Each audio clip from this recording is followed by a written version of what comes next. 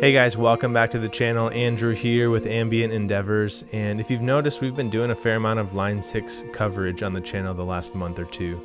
I just finished up a series of videos on their Catalyst 100 amp, which has actually left a really great impression on me. I've been playing that amp a bunch, really enjoying the sounds and the features on that amp, so check that out if you're interested in that.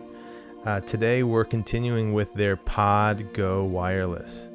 I'm kind of wading into this multi-effects world. To be honest, I'm just a sucker for individual pedals. I love playing and using and collecting pedals, as you are probably aware. I've used some of Line 6's stuff in the past. I kind of grew up on the Pod, like I mentioned in previous videos.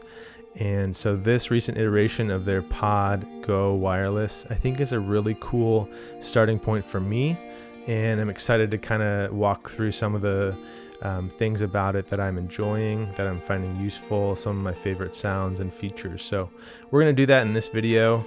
It's not going to be exhaustive by any means. This is a really deep unit still.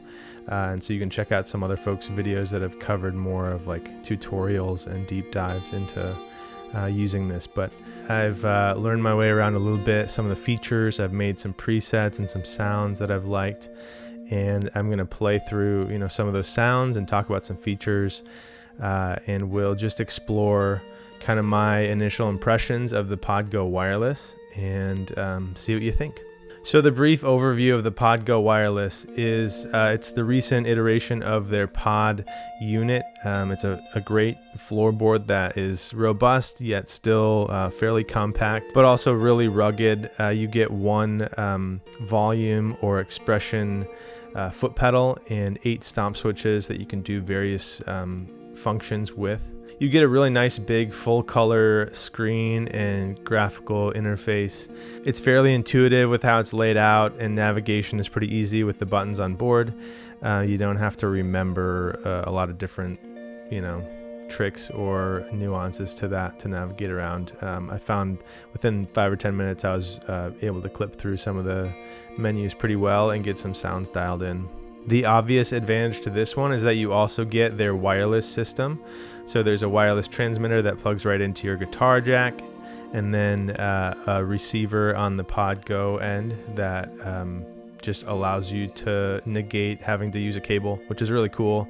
And then you get, a whole host of the effects and sounds from the Helix architecture, all the really best-in-class, incredible sounding effects, amp simulations and models.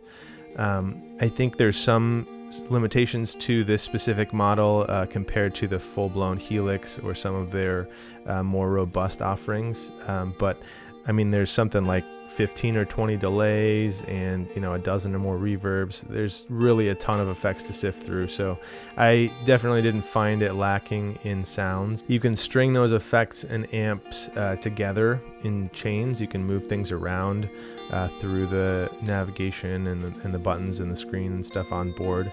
And then you can also, fine-tune each of those effects with the various settings to find the tones and sounds you're looking for. One of my favorite parts about the POD GO, and I believe a lot of the Helix and Line 6 architecture, is their snapshots. So for me, that was really cool to be able to create a preset, sort of a foundational sound, and then you have 4 snapshots where you can go in and adjust little parameters, turn things on or off within that signal chain, and then assign that to one of the foot switches. So here I'll quickly walk through how I just set up snapshots for one preset. I started out with a cleanish AC30 sound that I liked, and I've got some effects that I'm peppering in around it. And for the snapshots, I kind of started with like a foundational sound that I thought I'd use, most of the time, and then created a snapshot that was more ambient with washier reverb and such, and then created a couple snapshots that have more gain staging and things. So here's the first sound.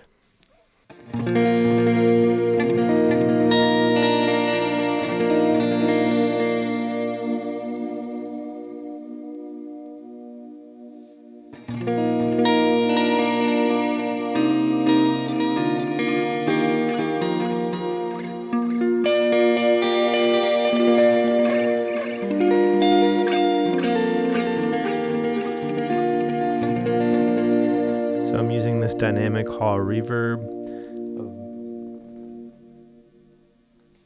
a vintage digital delay, and I'm kind of adjusting some of the parameters on each of those effects as we go to Snapshot 2.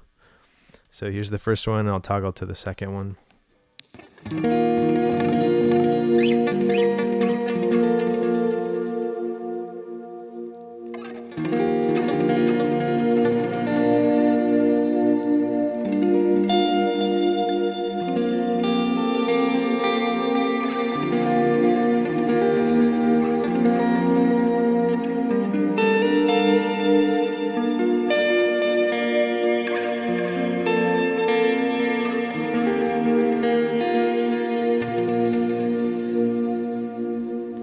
So for Snapshot 2, I dialed the decay up a little bit on the reverb.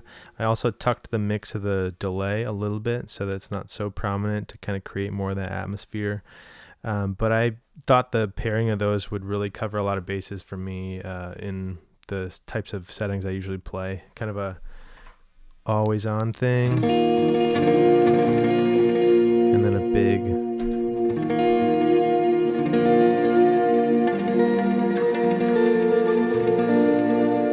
washy, atmospheric sound there.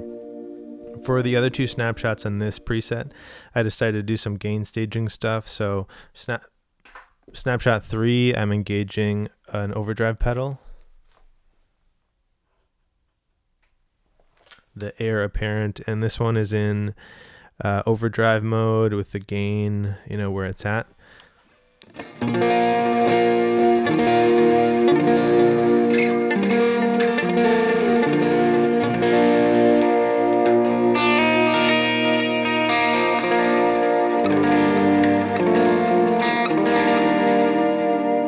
So again, this one is a sound that I could imagine using most of the time in a set. And then for the last snapshot, I made a higher gain setting where I'm adjusting the clipping mode and the gain mode on this specific overdrive. Dialing down the gain a little bit, actually turning it into distortion mode, higher gain mode. I'm actually doing some adjustments to the amp too. Between these two snapshots, so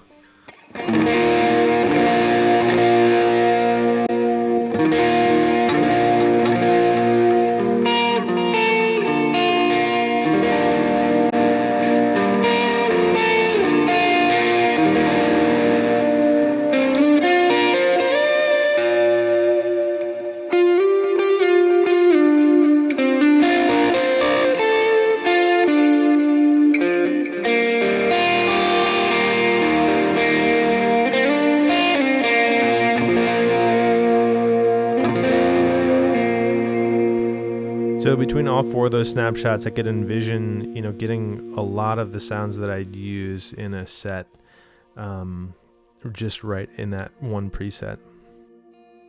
So really cool. I love that snapshot function. And again, it's one of those things where you spend a few minutes kind of understanding how to go about doing those. And it's pretty quick to create the snapshots and have them right there at your foot. Okay, so one of the other exciting things to me about trying one of these POD GO Wirelesses out was the fact that you really just have a complete pedal board right at your disposal. It's all contained, it's all packaged in a really nice form with a great interface to be able to string things together, change things around relatively quickly, all that. I just spent like 2 hours one night trying to do some pretty simple MIDI presets and things on my live pedal board. And I'll admit, I'm not a really intelligent guru of MIDI by any means. It's kind of daunting to me. The technology is just cumbersome enough that you have to remember all the different nuances of sending PCs and CCs and all that stuff. And what happened was I spent a few hours doing it. I plugged it in the next morning and tried to use it live, and it did about 70% of the things I wanted to do. For me, that's such a barrier to wanting to spend more time with that technology. And so for me, something like this unit is just really appealing because the architecture is already built in. You don't really have to understand an external language or system like MIDI, but you can also just sort of use the features and functions built into the POD GO Wireless to create your presets, to outline your workflow and your set list and your navigation and all that sort of thing to your liking, and then you're ready to go. And if you need to change something on the fly, it's all kind of out in the open there in menus on the screen, and you can pretty easily tweak something and save it and be on your way. So for me, it's a really attractive option if you're wanting to really set up presets to get a set list worth of sounds that's all neat and tidy for you to go. And it's all contained. You don't have to implement an external MIDI system, external controller, all those sort of things if you don't want to. So I've talked a lot about the unit. I've talked a lot about some of the reasons why it's intriguing to me and interesting as an alternative to just old school pedal board wired up pedal to pedal.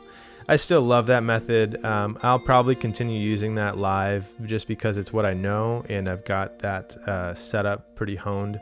But you might end up seeing a follow-up video to this just for fun to try and replace that live pedal board with some preset sounds on the POD GO Wireless and just see how it works. We'll see. Drop me a comment if you want to see that video, I guess, and if we get enough interest, we'll do it. But yeah, let's just hear some more sounds from this pedal. I'm going to play through some of my presets I made. We'll hit on some of the features and those snapshots and some other things that I found that were useful and interesting to me about this pedal, and just kind of hear what it's capable of.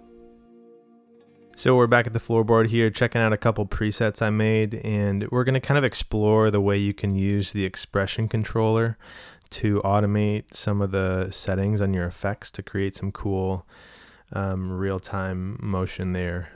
For this, you want to make sure that the volume pedal is off so that you're not sweeping the volume along with your expression ramping. And then you can go in and set your automation for each of the controls you want to automate. So here I'm automating wow and flutter, saturation, and lo-fi on this retro reel kind of lo-fi modulation thing. If you hold down the knob corresponding to the control, you can get into this screen where you can set the mapping. So I've got it set to expression 2, and I've set the min and max values there for each of those.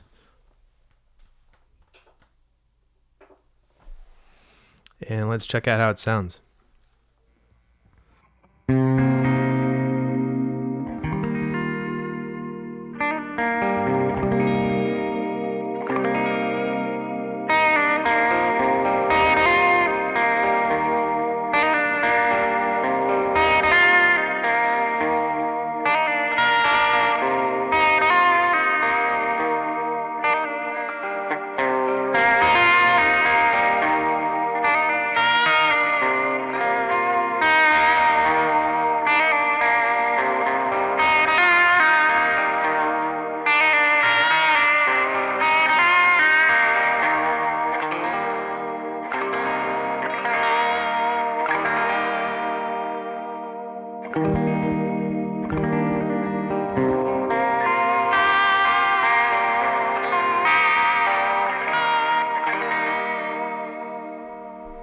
So you can see how it goes from like a pretty normal, warm, full sounding, warbly modulation to this like really focused in frequency wise, kind of transistor-y, warped and saturated lo-fi thing, which is really cool.